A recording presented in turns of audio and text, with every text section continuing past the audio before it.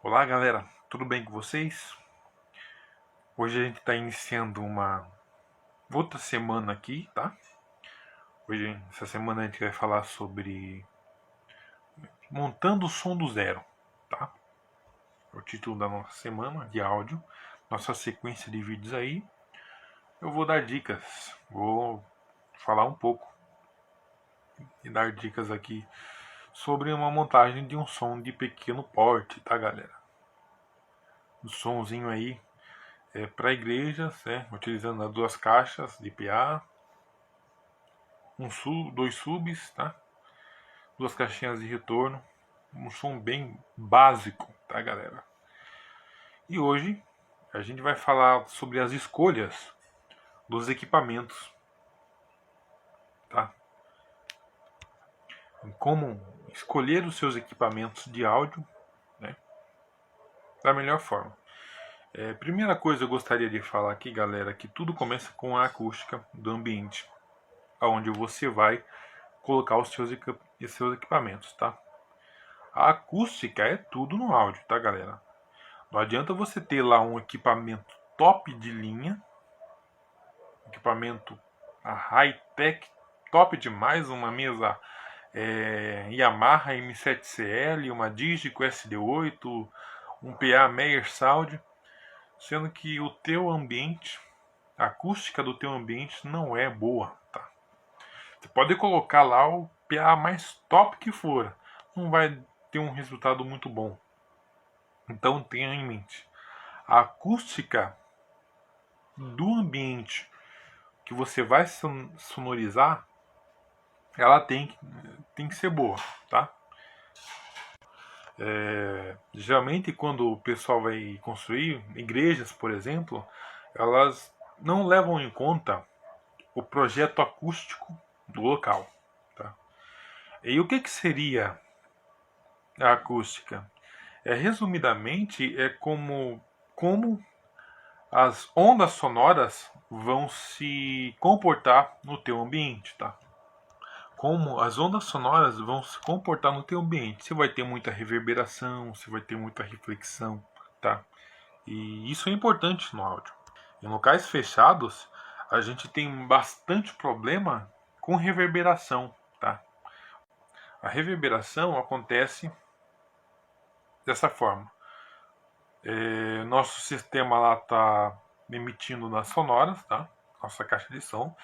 E as ondas de som são refletidas pela parede. Elas batem na parede e refletem, tá certo? E o que acontece? Enquanto ela bate na parede e reflete, a nossa caixa de som lá, ela já emitiu uma outra onda sonora. E o que acontece? Acontece aquela confusão acústica no local, né?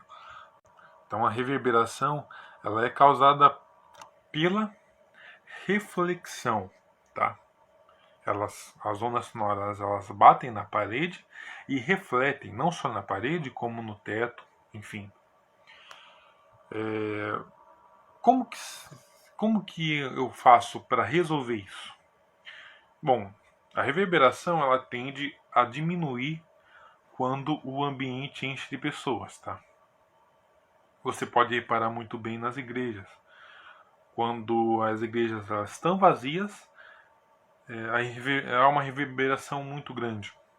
Agora, quando elas estão lotadas, a reverberação quase não existe, tá? Só que há igrejas em que, mesmo lotadas, ainda tem problema de reverberação, igrejas muito grandes no caso, tá? E como seria para resolver isso de uma vez por todas? Só com projeto acústico, galera, tá? Aí você vai ter que contratar uma pessoa que é engenheiro em acústica, tá? E ele vai fazer lá o projeto da sua igreja e vai te dizer lá quais são os materiais necessários para você fazer a sua acústica da sua igreja, você fazer o seu tratamento acústico, tá? Beleza? Então tenham muito em mente isso. A acústica é o início de tudo. tá?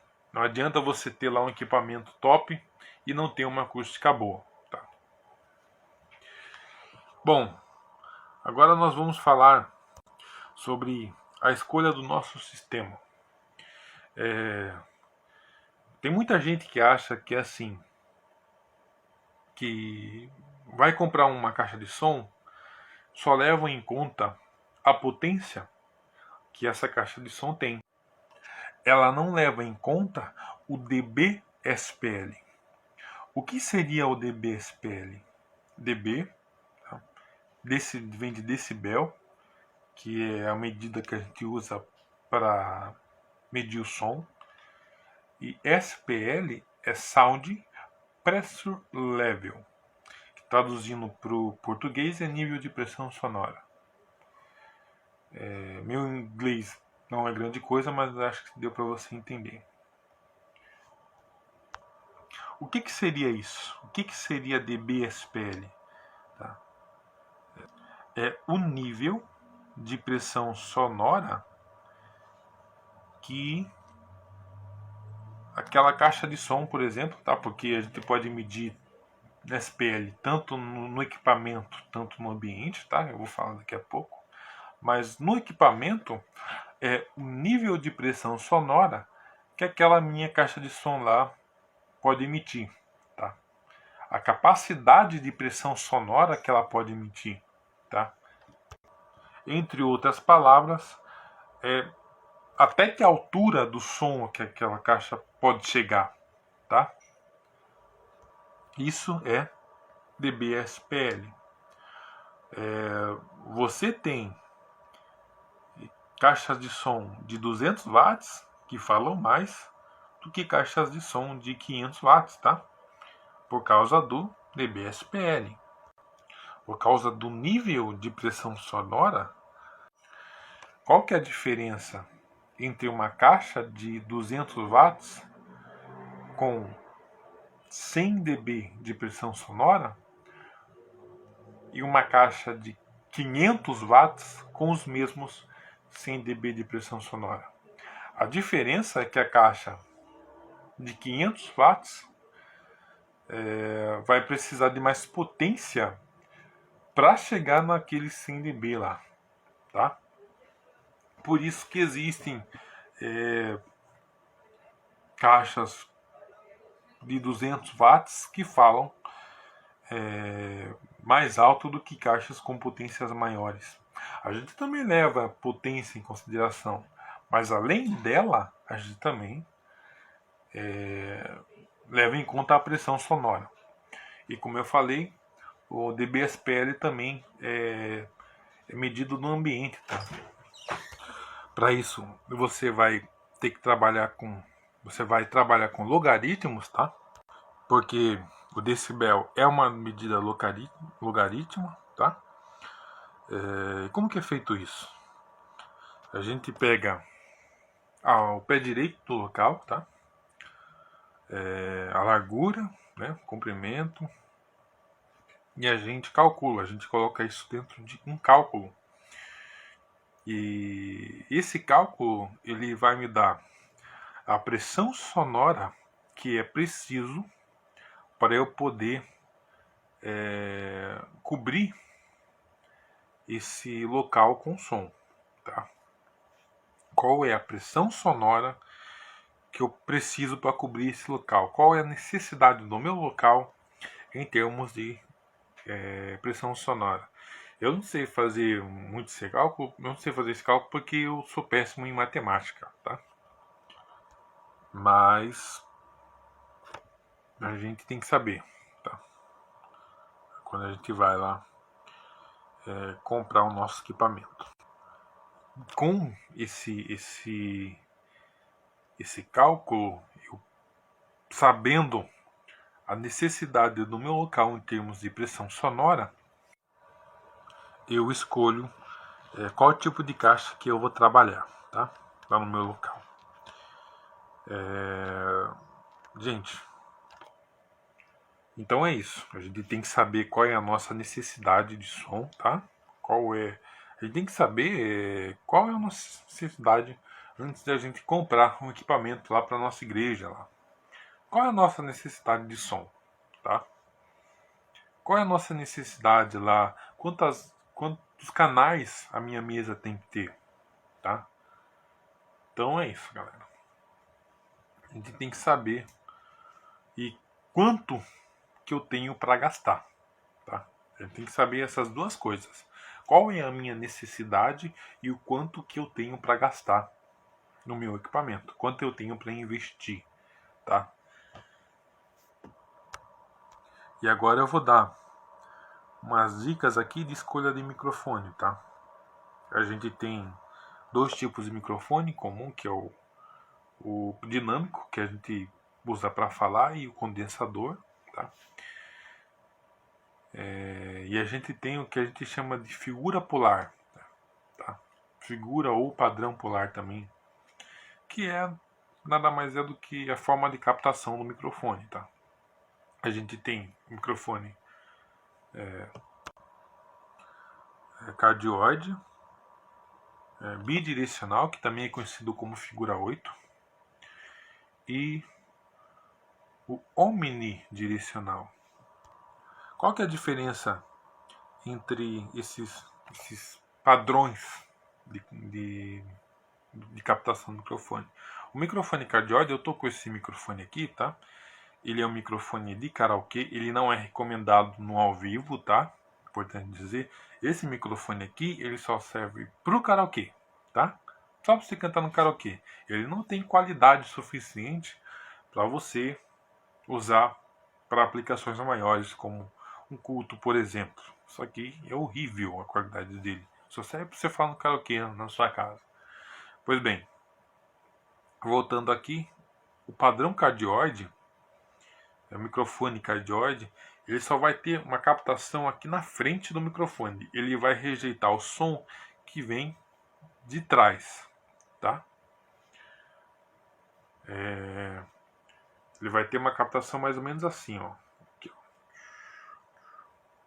Tá? Ele vai rejeitar todo o som que vem de trás aqui, ó. Isso serve para quando você estiver lá falando lá no teu púlpito da sua igreja lá, e aqui atrás tem um retorno, tá? Ele não capta o som que vem do retorno, no caso. Ele rejeita o som que vem de trás. Aí depois tem as variações do cardioide, né, que é o supercardioide, que ele tem um pouco de captação traseira, e tem o hipercardioide, que também tem uma captação traseira maior. Mas o cardioide em si, ele rejeita todo o som que vem de trás, tá? E nós temos também o bidirecional, que é o figura 8, que ele tende a rejeitar o som que vem dos lados, tá, dos microfones. Ele vai fazer uma captação frontal, vai fazer uma captação traseira e vai rejeitar os lados, tá? E tem o omnidirecional. Acabei de falar do bidirecional, que também é conhecido como figura 8, porque a forma de captação dele é o desenho de um 8. E tem o último, que é o omnidirecional. O omnidirecional, ele vai fazer uma captação em 360 graus, ou seja, ele vai captar tudo em todos os ângulos, tá? Ele não serve, por exemplo, você está lá com uma caixa de retorno. Eu estou falando com o microfone aqui e tem uma caixa de retorno aqui embaixo. Ele vai captar o som dessa caixa de retorno, tá? Ele capta o som de todos os lados por igual. Esse é o microfone o microfone omnidirecional, melhor dizendo. Então você tem que prestar atenção nessas informações quando você for comprar um microfone, tá? O mais indicado na igreja é o microfone cardioide, porque na igreja a gente tem o retorno lá no chão, certo? Então você vai colocar um microfone lá, esse microfone, o ideal é que ele não pegue o som que vem do retorno, Por isso que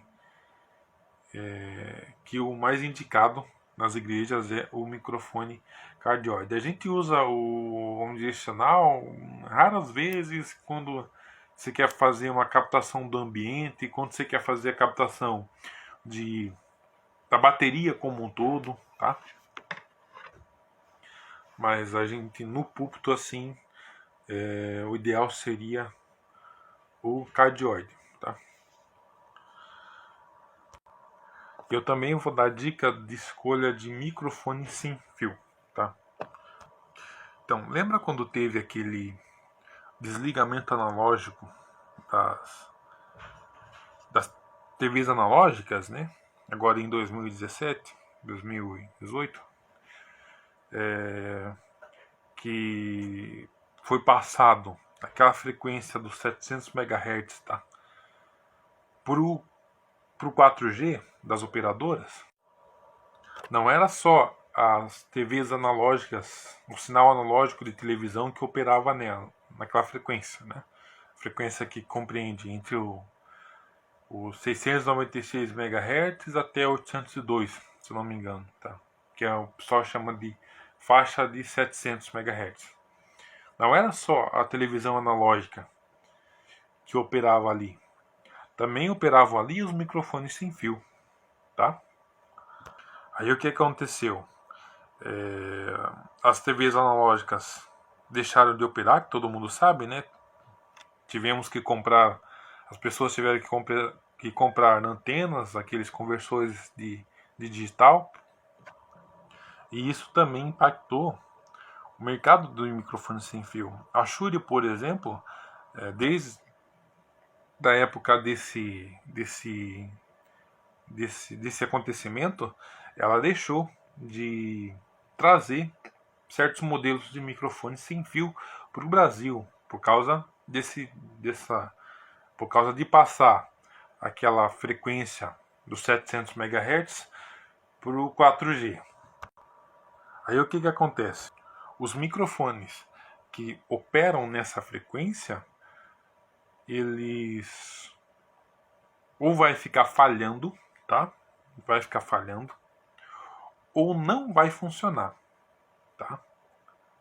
Por isso que tem certos microfones que não funcionam em determinadas regiões, tá?